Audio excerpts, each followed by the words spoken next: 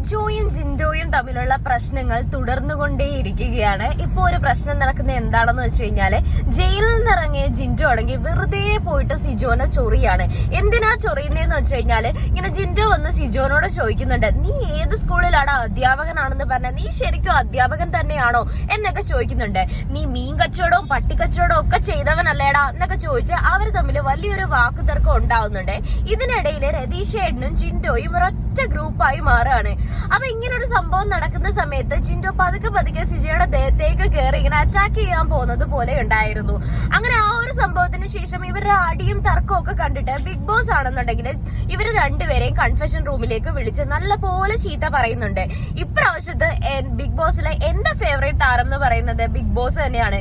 കാരണം രണ്ടുപേർക്കും നല്ല രീതിയിൽ ബിഗ് ബോസ് പണി കൊടുക്കാണ്. നിങ്ങൾ ഫിസിക്കൽ അസോൾട്ട് ചെയ്യുന്നതും ഒക്കെ ബിഗ് ബോസ് കാണുന്നുണ്ട് എന്ന് അവരുടെ അടുത്ത് പറയാണ്. അപ്പൊ ഇന്നത്തെ